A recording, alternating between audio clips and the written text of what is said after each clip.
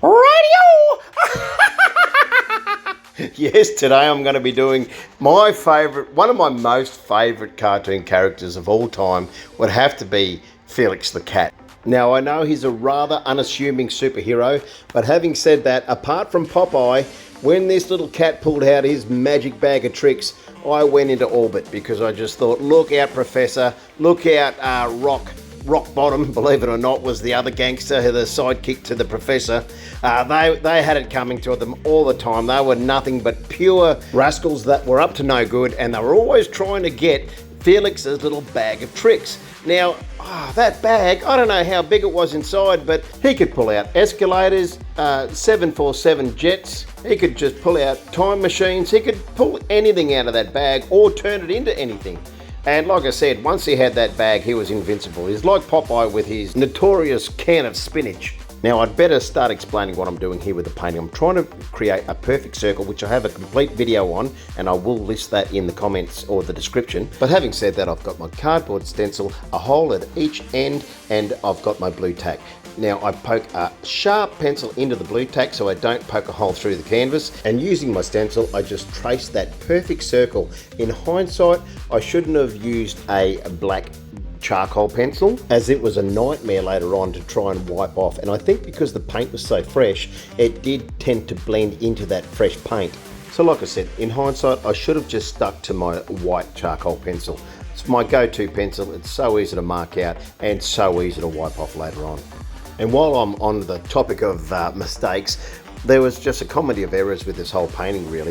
What I've done here is I've gone too far with that Pacific blue, and it was just an absolute nightmare trying to paint that deep yellow, which is another Métis colour, and it is part of the structure family, but I can't speak about them enough. I really do like their strength in colour, but having said that, it was a difficult task to try and hide that blue, as you can see.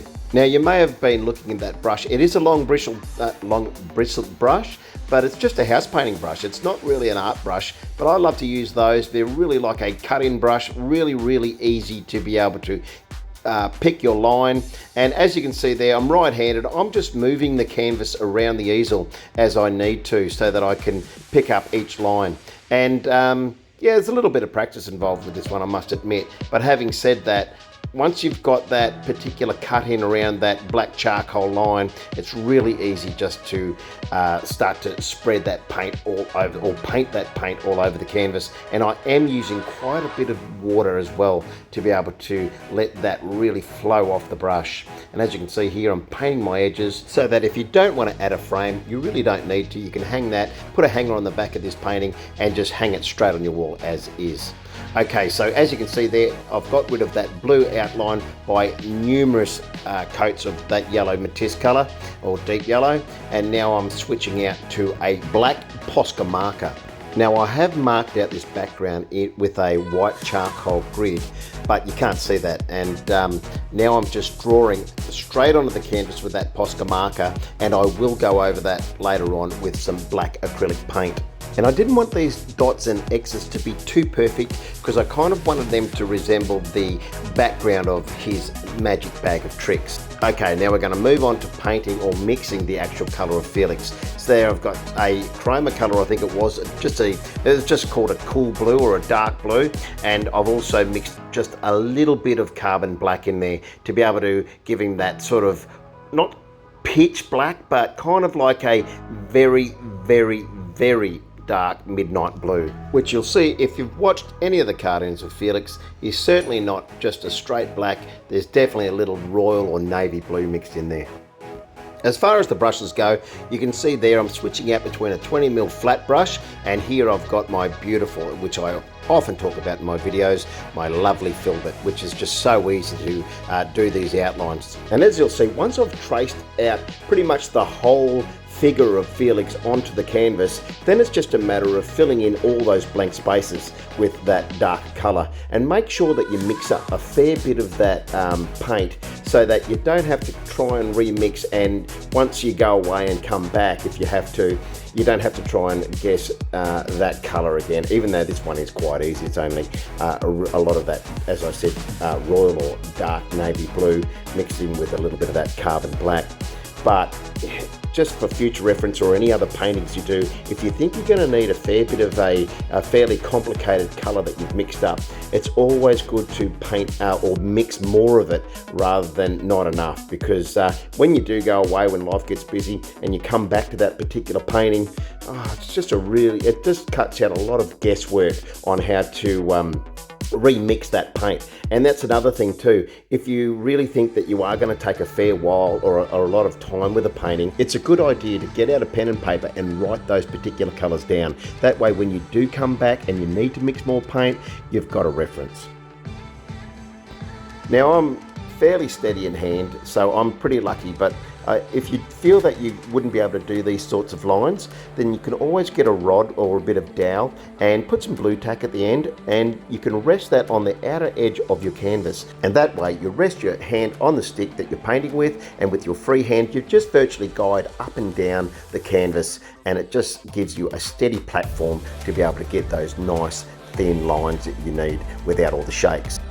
Or another method, as I'm doing here, I'm using my filbert, the outer edge of my filbert, and I'm just tracing out or painting over those sketched lines. And later, as you'll see in the painting, when I come to paint in the whites of Felix's eyes, I can thin those lines out with the white pigment.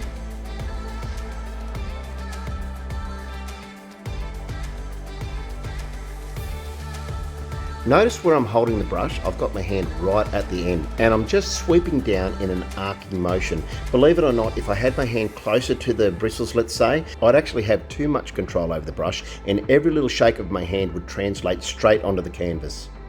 Whereas with this example, for me, my hands are closer to the bristles, and now I do have more control because I really want to be able to trace out that outer edge. And at the same time, even though I'm mindful of the camera, get as much of a thick line as I possibly can, so it's just like colouring in later on.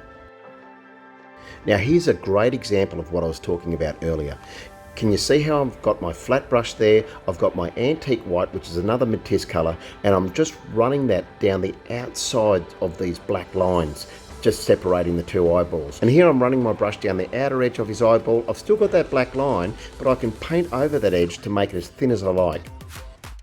And here I'm using antique white again, which is another Matisse colour, and they don't sponsor me, by the way, but if you're listening and do want to sponsor me, Matisse, please go ahead, I'm all yours. Haha, little plug there. But now, as you can see here, I am using that white, and I'm using that just to add some form, just to be able to separate all the little lines around Felix's body and just give him a little bit more form. Now we're going to move into his mouth. Now I do apologise that I painted that white of his eyes and around his mouth area. I thought the video was going, but obviously it wasn't. But here I'm doing quite a few layers to really build up that area and make sure it's not translucent in any way. And as I'm always banging on about in my videos with acrylic paint, you do need to do quite a few layers, as I had to do with the yellow there. Here I'm painting Felix's tongue in Pyrrole red, and even though it can be quite frustrating having to do so many coats, the good side of it, or the upside of it, is the fact that acrylic paint does dry so quickly. And to make his tongue look nice and shiny and add some added highlights, I'm just using some titanium white. Now, even though I had a few challenges, I love painting this guy, and I feel like he wants to give me a big hug every time I walk into my studio. So thanks for watching.